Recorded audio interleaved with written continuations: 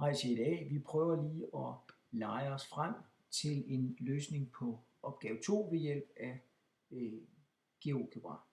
Og jeg kunne godt tænke mig at komme af med koordinatsættet, og så i stedet for få det her gitternet på.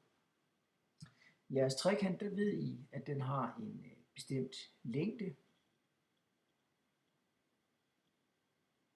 I jeres opgave er det 7, men jeg prøver lige at lave en, som er 8. Og der står det afstanden fra A til C, som er 8, så jeg skal lige klikke på det her punkt og omdøbe det, så det lige kommer til at hedde C i stedet for. Nu har jeg et linjestykke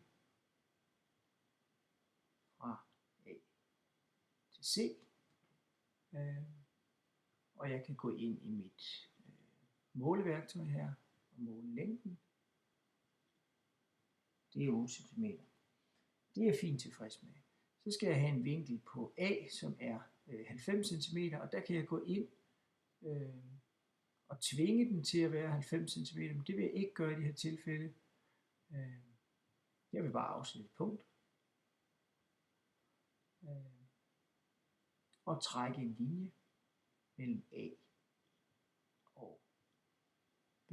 Det lykkedes ikke, jeg prøver lige igen. Mellem A og B. Tredje gang løbende mellem A og B. Her har jeg linjestykket. Jeg kunne vælge at måle. Det skulle jeg ikke i det her tilfælde. Jeg måler vinklen i stedet for. Sådan der. 90 grader. Okay. Så nu har jeg vinkel A, der er 90 grader. Jeg har linjestykket fra A til C, som er 8. Så mangler jeg bare at få den sidste oplysning til at stemme. Og det er, at vinkel B, altså den her op, skal være 60 grader. Og det kan jeg se allerede nu, det er den overhovedet ikke. Jeg klikker på det højre og derefter det venstre ben her.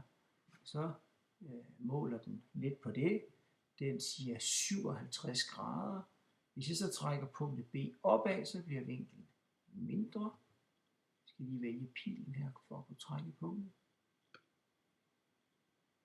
Hvis jeg trækker punktet nedad, så nærmer vi os de 60.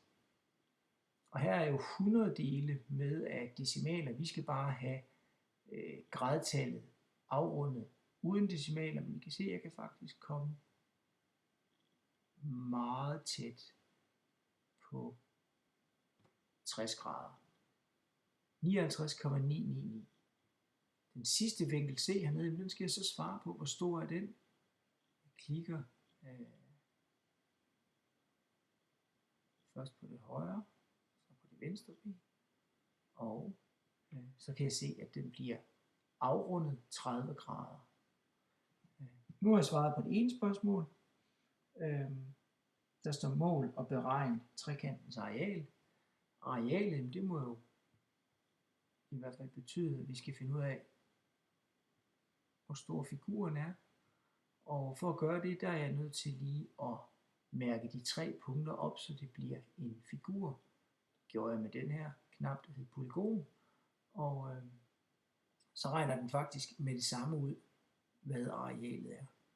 Jeg kunne også gå ind og bruge måleværktøjet, trykket areal, klikke på figuren. Så har jeg arealet her.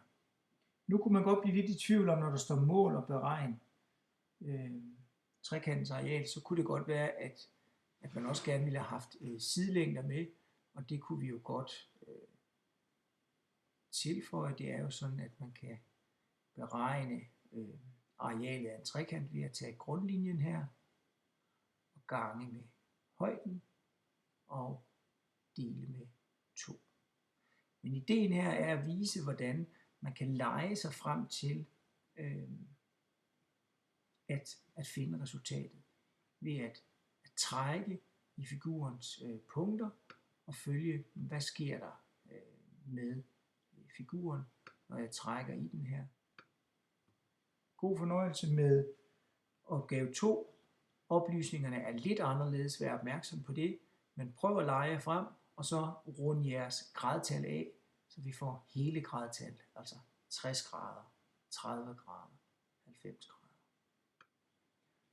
Når du er færdig med at lave din figur, så kan du gå op i filer, eksport, og så kopiere tegningen. Så kan du gå over i dit Word-dokument, og så kan du kopiere tegningen ind. Hvis du gerne vil have algebra-vinduet med herover, så kan du gøre det, at du laver et skærmprint, og så efterfølgende sætter det